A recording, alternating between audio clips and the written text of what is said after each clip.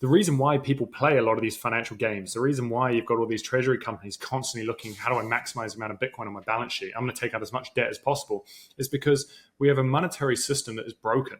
We have a monetary system that life is getting harder and harder because of inflation. So everybody is pushed into taking risk. Everyone is pushed into investing as opposed to saving, simply to try and preserve their purchasing power.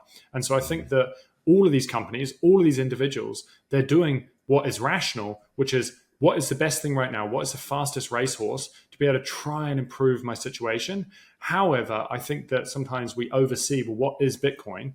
And I think Bitcoin is just money. Bitcoin is just money, but it's money that allows us to potentially store our purchasing power into the future. And I think that when we actually step back and recognize that if we just had a monetary system that enabled us to preserve our purchasing power, enabled us to save, I would argue that 90% of the financial sector wouldn't exist.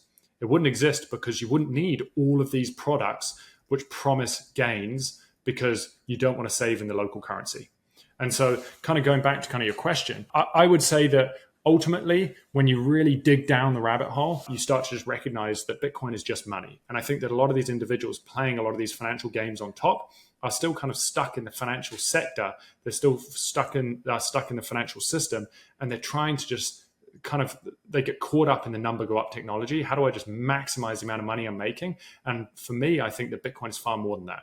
When we have an economy that steps back from constantly trying to increase financial gains, stops focusing on GDP and just increasing monetary transactions, and we ask ourselves, what is actually most important in life? What is most important in life is, like, I kind of tend to call it like the 3 C's: connections, contributions, and challenges.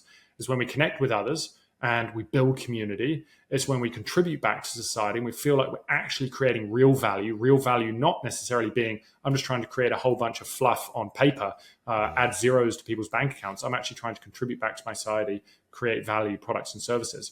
And it's when we challenge ourselves, whether it's in our sports, whether it's in our communities, whether it's in our families, whether it's in our passions. And so the way that I kind of tend to see it is that we're just caught up in a monetary system and we're trying to do the best we can with the information we've got. And people sometimes don't realize just how caught up they are in trying to reach these monetary goals, but not necessarily recognizing that that's not what is going to bring happiness. And all you need to do is watch a handful of celebrities talk about how they finally reached their goal of making $1 million a year, $10 million a year. They got the mansion, they got the Lamborghini, they got the Rolex watch, they got the TV show, and it didn't create happiness. What actually created happiness was when they stepped back from all of that and they spent more time with their family and their community and such. And I think that's what's just so amazing about Bitcoin, is that when people start to have a little glimmer of hope, when they start to have a little glimmer of hope that they may be able to achieve just some form of stability in their life, then all of a sudden they have more capacity to reflect inwards on what matters most. And so that's where I think Bitcoin is really incredible. But I think some people still get caught up playing fiat games on top of Bitcoin. Yeah. And in saying that, would you call the last year or so, year and a half, with the ETF stuff going on and all this, a distraction from it's adoption of money, a new protocol, self-custodying, the actual revolution, defunding that old system? Because the reason I ask it is, again, it kind of circles this whole thing of, I think there's a lot of Bitcoiners. I was one of those people too, where you're looking for justification to, like, I go back and forth between converting the king and bottom up. We're going to educate people one at a time. Here, let's go back, roll up our sleeves and go back to Looking Glass education, go back to the podcast, go back to writing books, and doing the things necessary to actually orange people. Because let's be honest, Donald Trump, you have the biggest, the free, the whatever leader of the free world. You have El Salvador, you got these people talking Bitcoin, but I don't see adoption, where, it's happening is slowly underneath the surface, but it's not like all of a sudden there's 80 million Trump voters. How come 5%, 1%, 10% didn't just convert and automatically love Bitcoin all of a sudden? So I think that's a thing of Bitcoiners need to step back and kind of look, like, whether it's the ETFs or the Sailors or the Trumps, and say, hey, maybe we're going the wrong way a little bit. I don't know. Like, what are your thoughts on this? Because I think that there's a lot of Bitcoiners thinking, like, yeah, this is verification of, like, look, world, like, we're going the right way. And all of a sudden people are like, no, we actually hate you more. I mean, like, where are we at, Seb? Like, I don't know.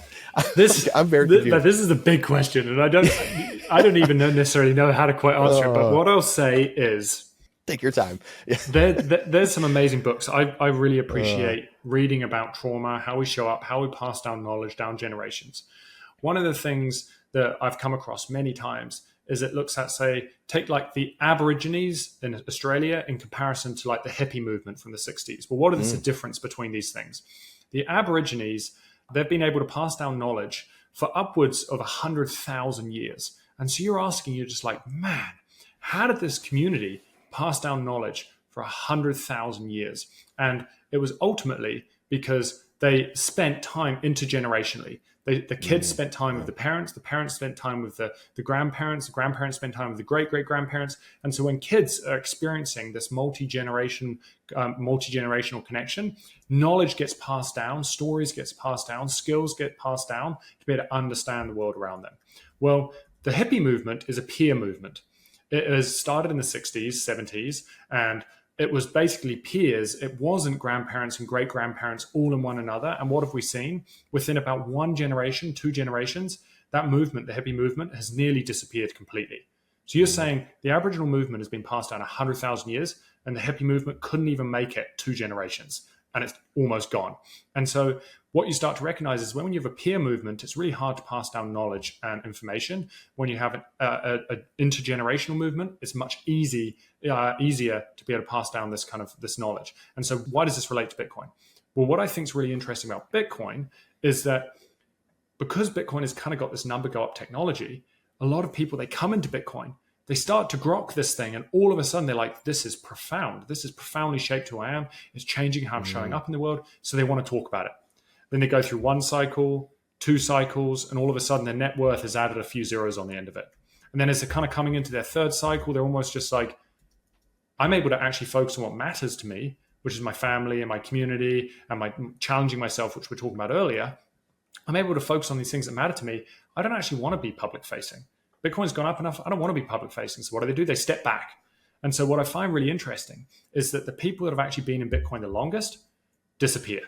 And so who are the voices at the front of Bitcoin? They tend to be the people that have only been in Bitcoin, like sub 2 cycles, maybe max, 1 cycle. So you've got this really skewed thing where you're kind of passing stuff on from the people that actually least understand Bitcoin in many ways. And so I think this is why Bitcoin is changing each cycle. So I'm hoping that given Bitcoin's code, it's able to maintain its authenticity and the values in which I think the original cryptographers that kind of came into Bitcoin, what they really wanted to instill. I'm hoping that we can continue to maintain that. But I am seeing a lot of like institutionalization. And I think that it is people coming into Bitcoin without that cypherpunk values and the privacy and the act of being able to preserve one's sovereignty. I am seeing that dissipate a little bit, and I just hope that it doesn't compromise from a code perspective.